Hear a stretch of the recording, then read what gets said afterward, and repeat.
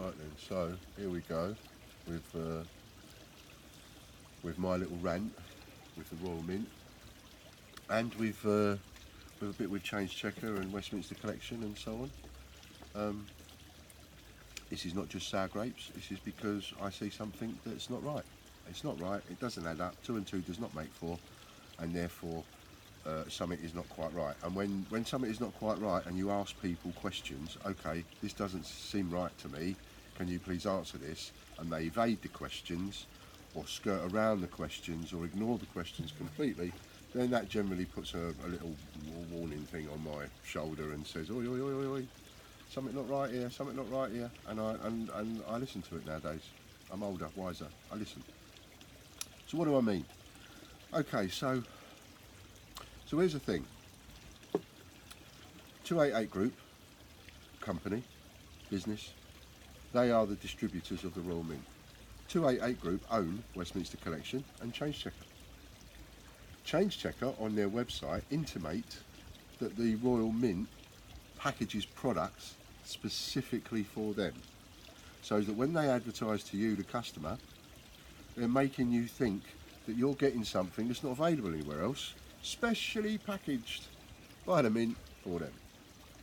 When I speak to the Mint refuse point blank. No, we don't package coins for anybody. So that doesn't quite go right, does it? Change Checker says they have their stuff, or intimate they have their stuff packaged by the Mint, and the Mint says, no, we don't do that. So that makes you think, well, how is it done then? And let's take a coin like, for example, latest coins, Beatrix Potter, 50p's. That's my dog in the background. Let's take these latest coins. So, Mum's home, so he's gone running off to the front door. So let's take these latest coins. Tom Kitten, Jeremy Fisher, Ben Bunny. Let's just take those for example. So I'm not allowed to, we are the Great British Coin Hunt, by the way. That's me, Ian, the Great British Coin Hunt. And we are not allowed to buy direct from the Royal Mint because we don't meet their criteria, even though they don't tell us what the criteria is.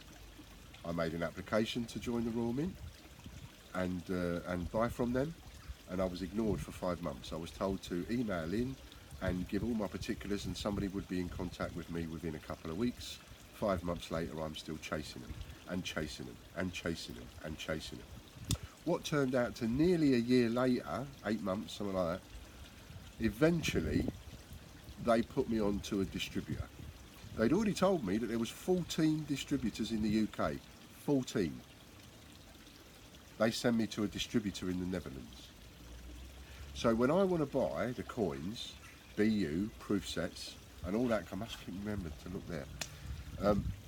When I want to buy the proof sets and the bunts and all of that kind of thing, and the silver proofs and everything else, I have to buy them from the Netherlands, and then the Netherlands orders them from the Royal Mint. Postage is paid. They're sent from England over to the Netherlands. They're repackaged and they're sent over to me in England.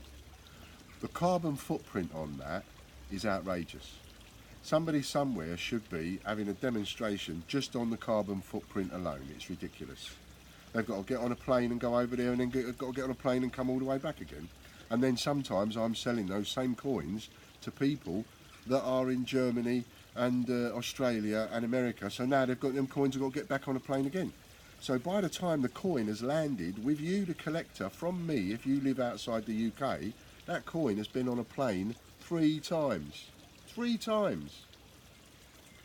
Tell me that's a joke. I mean, I cannot be the only person that thinks that is a ridiculous and just mad joke.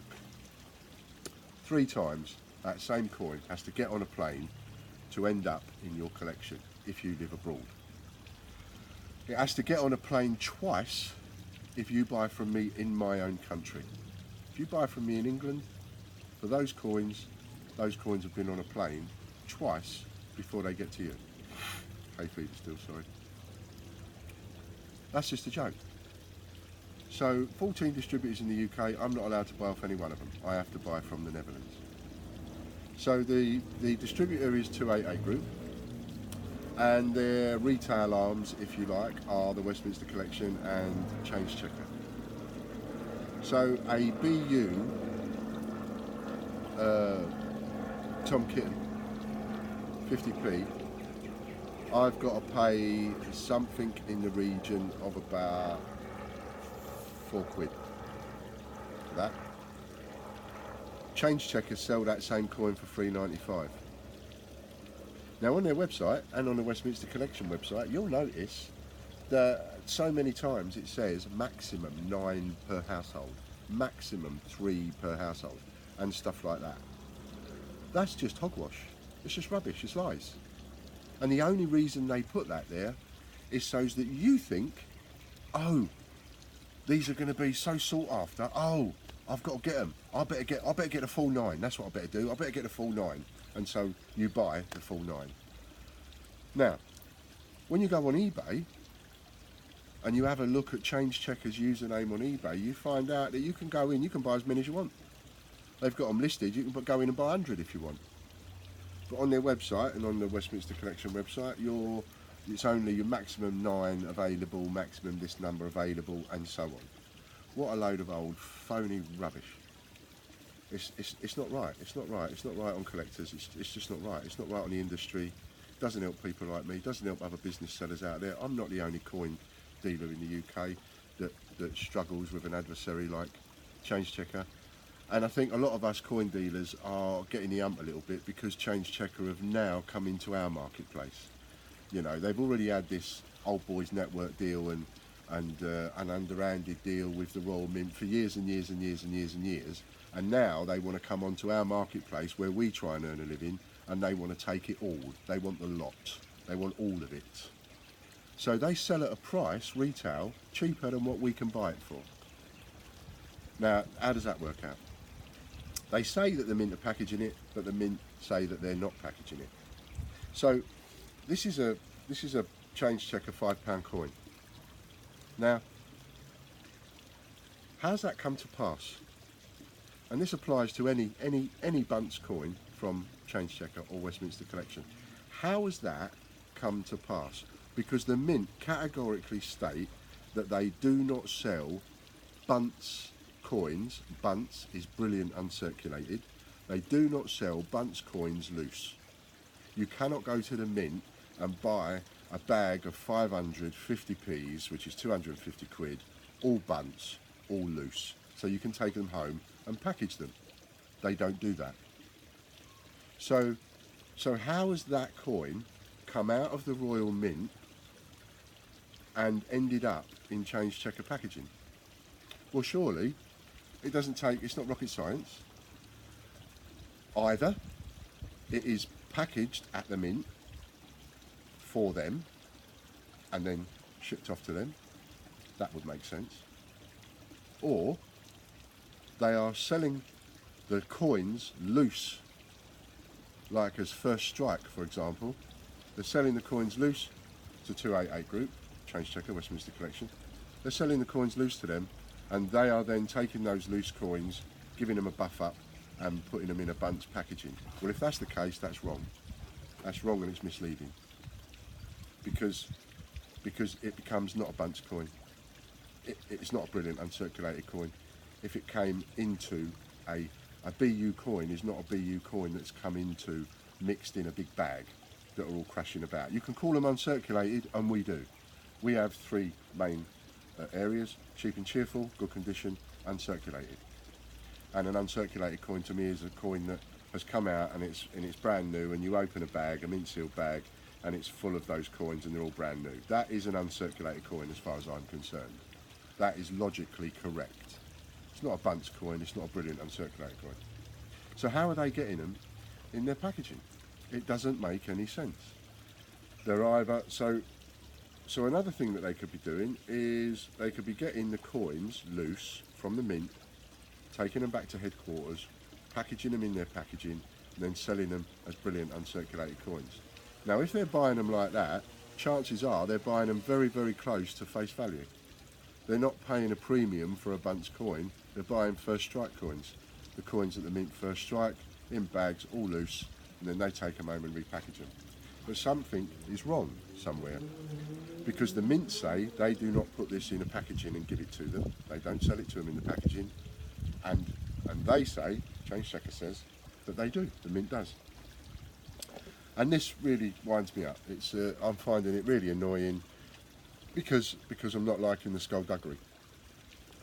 And they're selling these coins cheaper than what us English dealers can buy them for. They're retailing them cheaper than what we can buy them for wholesale, which means there is no competitive market whatsoever. I cannot compete with Change Checker or Westminster Collection 288 group. I cannot compete with them, no matter how much I want to, and neither can any of my other competitors, dealers that are in this country. They cannot compete with that company because that company are buying far too cheap. And yet the Mint say that, you know, it all depends on the conduct and one thing and another. So you've got to have good conduct. You mustn't misrepresent the Queen. You mustn't misrepresent the Royal Mint. You mustn't misrepresent their products in any way, shape or form. And yet their products are continually misrepresented day in, day out, and nothing is done. I've sent in freedom of information requests, which when you send in a freedom of information request, it's supposed to be answered within a certain time, and there is a cut-off date that must be answered by then. And the Royal Mint leave it until hours before the cut-off time, before sending a reply to the email, and then not sending the answers that you want. You've asked them the questions and they're not answering them properly. They're just sidelining or they're just bullshitting. And I just think it's so wrong. Got to keep an eye on the old what's it.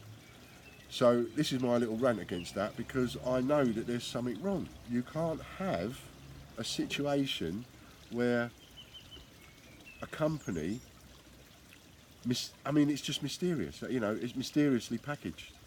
It has to be one or the other. Either they're buying the coins loose and they're packaging them and they're selling them as bunts, or the Mint is packaging them for Change Checker. But what we all know, because it's logic, common sense tells us, is that you can't buy a packaged coin from the Royal Mint, take it home, rip off that packaging, repackage it, and then sell it as your own packaged product. There is not enough money in it. There's not enough profit in that.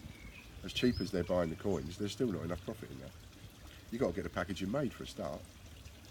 So it's all underhanded. There's this old boys network that's going on, you know, things like that. I've also brought it to the Royal Mint's attention that the 2018 Isaac Newton, which you go to the Royal Mint and you stamp yourself, has been abused. It's been abused like you wouldn't believe.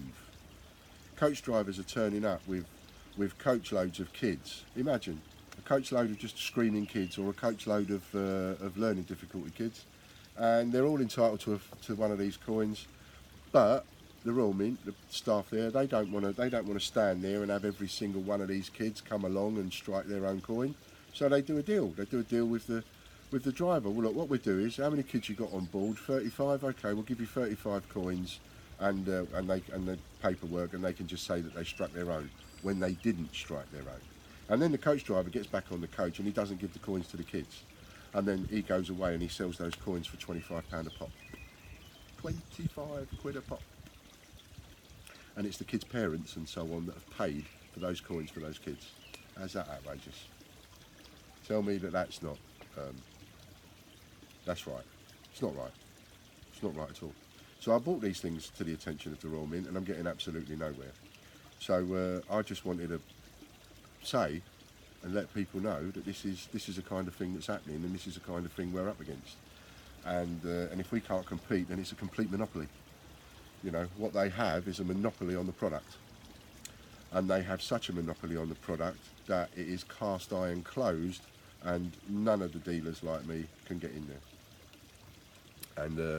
And I just wanted to make that point in a video and actually say it and call a shovel and call a fork, and let it be said, because it's all underhanded and it's all stuff that everybody's whispering about and doesn't want to really talk about, and when it's actually, this is what's going on, and it's not right. And I don't think it's right for you people. I don't think it's right for the public. I don't think it's right for us dealers. I think the whole thing needs overhauling and changing, and the monopoly needs taken away from them. You know, and why do you need to have so many companies in the first place? 288 groups enough. Anyway, that's my rant.